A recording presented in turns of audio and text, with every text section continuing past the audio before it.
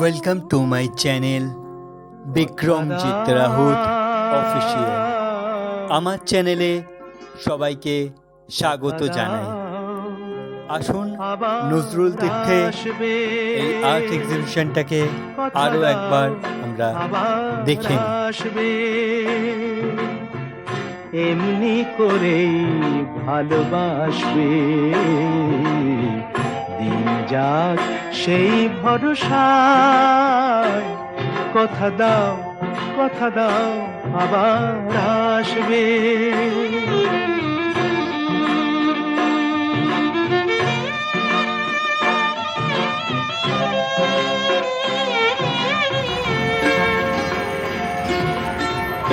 এ ভরসা হয় হোক সারা,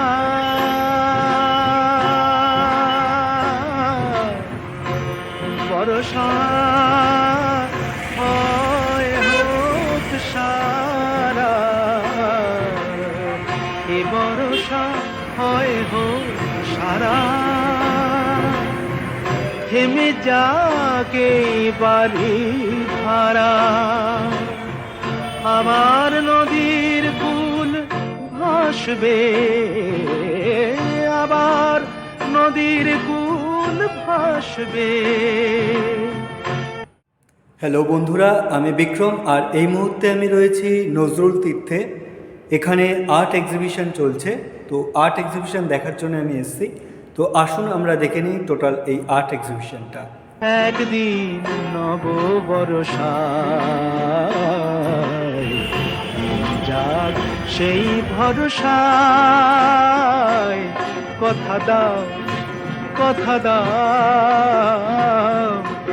কথা দাও, আবার আসবে।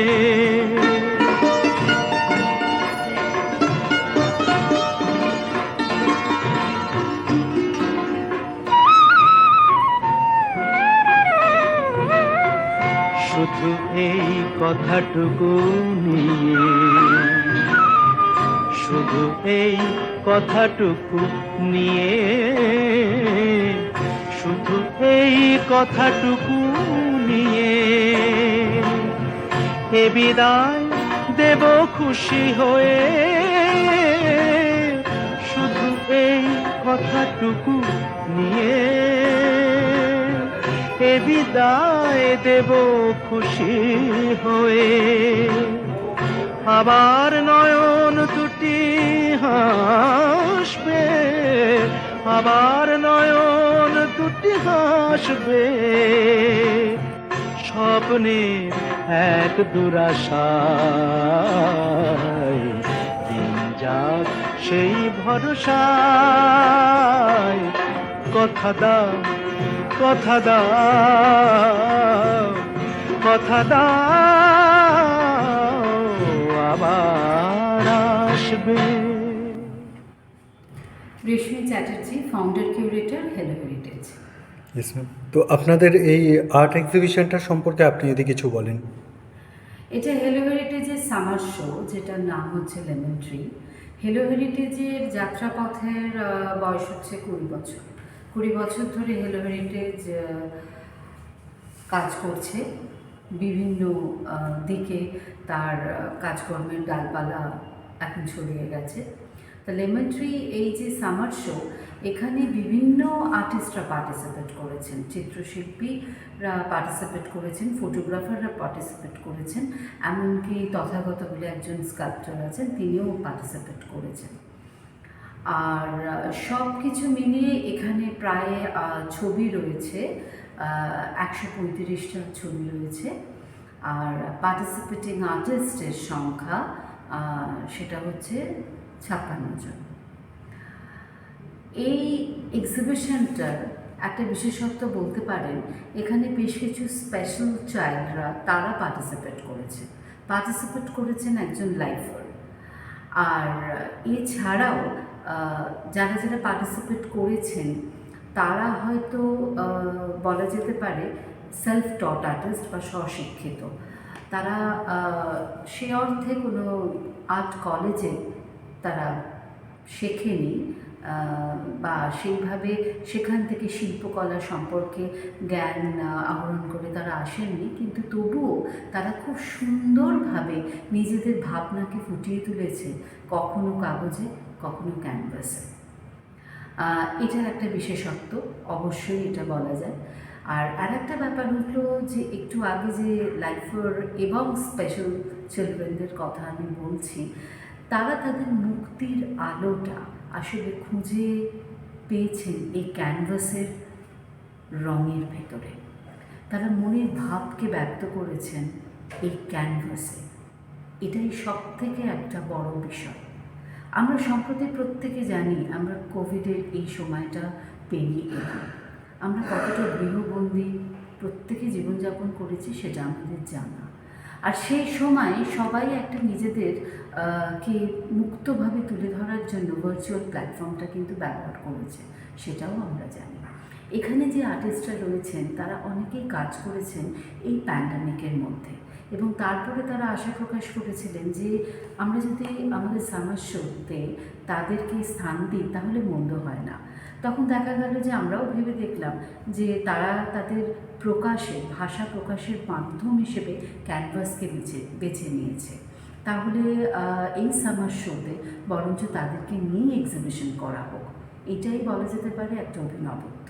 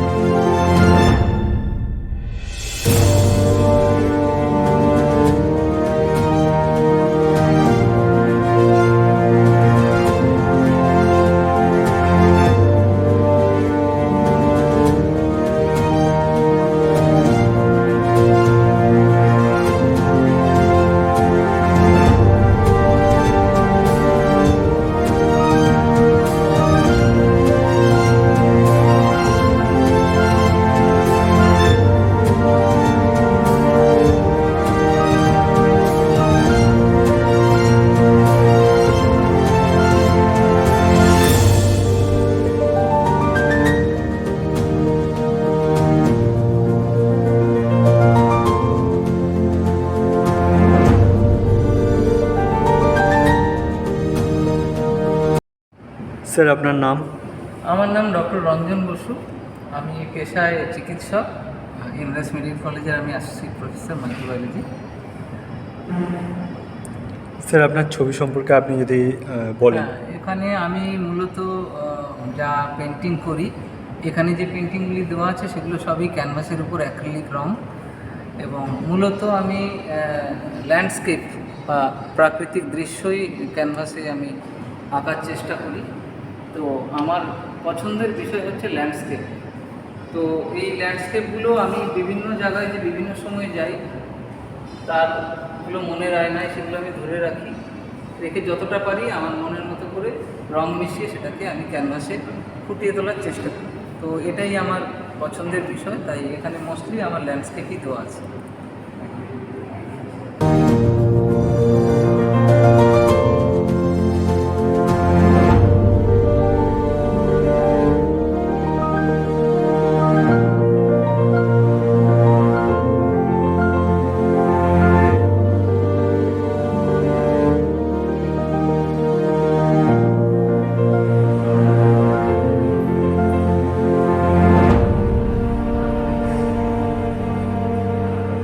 আপনার নাম?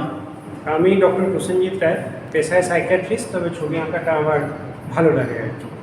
আপনার ছবি সম্পর্কে আপনি যদি আমাদের একটু বিস্তারিত বলেন বা বোঝান তাহলে সুবিধা হয়। এখানে যেগুলো আছে এই 6টা আমার ছবি, এগুলো সবই ডিজিটাল আর্ট, বেসিক্যালি মোবাইলে আঁকা। তো আমরা কিছু আইডিয়া আমি প্রকাশ করার চেষ্টা করি, খুব একটা পারফেকশনের দিকে যাই না, জাস্ট আইডিয়াটা কোনোভাবে প্রকাশ করার চেষ্টা করি। আমরা যদি এই ছবিটায় আসি, এখানে আমরা দেখতে পাচ্ছি একটা পক্ষীরাজ ঘোড়া, ছবিটার নাম দিয়েছি ফ্যান্টাসি। কারণটা হচ্ছে আমরা ছোটোবেলায় যখন সব রূপকথার গল্প পড়েছি তার একটা কেন্দ্রবিন্দুতে পক্ষীরাজ ঘোড়া থাকতো, সেটা এখনও আমাদের কল্পনাকে ডিনোট করে। এই ছবিটাতে আমরা যেটা প্রকাশ করতে চাইছি সেটা হচ্ছে যে আমাদের অভিব্যক্তির কমপ্লেক্সিটি বা জটিলতা। সবসময় যে আমাদের মুখে খুব সিম্পল একটা এক্সপ্রেশন থাকে তাই নয়, অনেক কিছু এক্সপ্রেশনের মিক্সচার থাকে।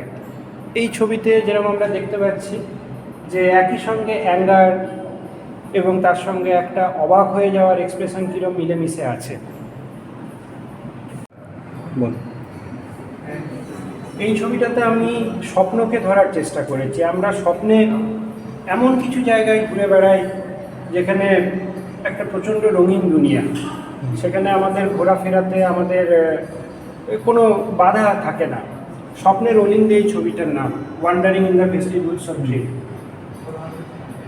এই ছবিটাতে দেখাতে চাইছি যে প্রকৃতির মধ্যে বিভিন্ন প্রজাতির জীবজন্তু কীরকম মিলেমিশে থাকে।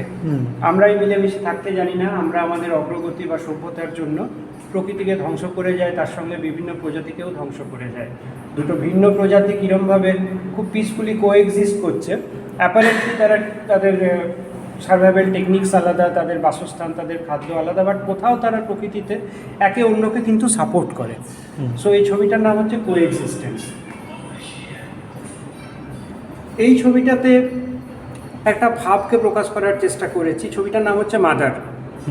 একজন বাচ্চার কাছে তার মায়ের রূপ, তার পেশা, তার যোগ্যতা কোনো কিছুই ম্যাটার করে না। যেটা ম্যাটার করে সেটা হচ্ছে ভালোবাসা বা লাভ। তো মাদার বলতে আমাদের মনে একটাই কথা ফার্স্ট ভেসে আসে, সেটা হলো লাভ বা ভালোবাসা। এই ছবিতে মা বলতে আমি সেটাই সিম্বলিক্যালি দেখানোর চেষ্টা করেছি। এই ছবিতে আমি একজন শাসককে বোঝানোর চেষ্টা করেছি যিনি রুলার হন। তিনি কি জেন্ডারের, কি জাতির, কি তার ধর্ম, কি তার শিক্ষা, সেটা ম্যাটার করে না। কিছু বেসিক ক্যারেক্টারিস্টিক থাকে, একটা ডমিনেন্স ব্যাপার, একটা ঔদ্ধত্য, একটা নিষ্ঠুরতা, একটা অ্যাগ্রেশন, এইসব মিলে একজন রুলার হয়।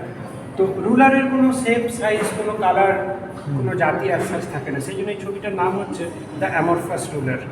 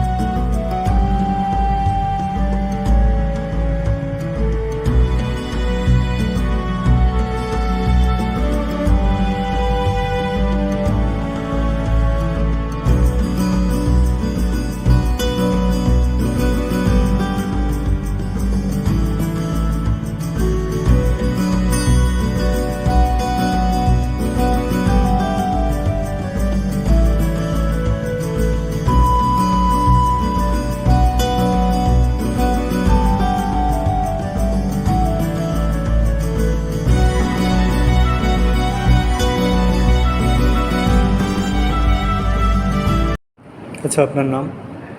আমার নাম সুদেশনা। আমি এই এক্সিবিশনে 16 তারিখ থেকে শুরু হয়েছে এক্সিবিশনটা। তো এই এক্সিবিশনের একজন পার্টিসিপেন্ট।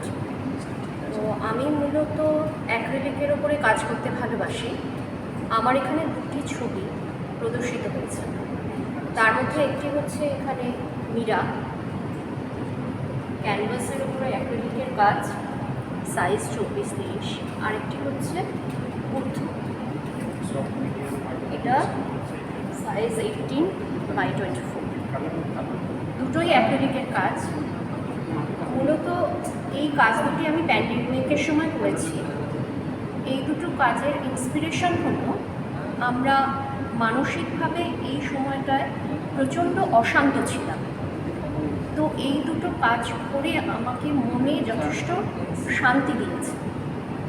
আমরা জানি বুদ্ধ শান্তির প্রতীক, এবং এই কাজটি করে আমি যথেষ্ট আনন্দ লাভ করেছি। আর মীরা আঁকার পেছনে আরও একটি কারণ রয়েছে। মীরার প্রেম সম্পূর্ণ ভিন্ন ধর্মী। আমরা সাধারণত প্রেমের ক্ষেত্রে প্রেমিক প্রেমিকাকে মিলিত হতে দেখি, তারা সামনাসামনি মিলিত হয়, কিন্তু মীরা কিন্তু কোনোদিন তার প্রেমিককে বাস্তবে পায়নি। এ এক অদ্ভুত প্রেম, অদ্ভুত তাদের মিলন। মীরার ক্ষেত্রে দেখা যায় সম্পূর্ণ প্রেমটাই মানসিকভাবে তার মধ্যে দেখা যাচ্ছিল, এবং গভীর প্রেমে তিনি ডুবেছিলেন। সে প্রেম হলো কৃষ্ণ প্রেম। আমরা হয়তো কৃষ্ণকে সবসময় ভগবান হিসেবে দেখি এবং পুজো করি তার, কিন্তু মীরা তাকে পেয়েছিলেন মনে মনে প্রেমিক হিসেবে।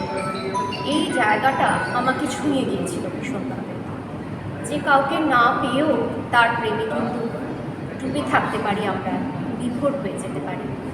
সেই মানসিকতা থেকেই আমার সৃষ্টি এই মীরা। ধন্যবাদ।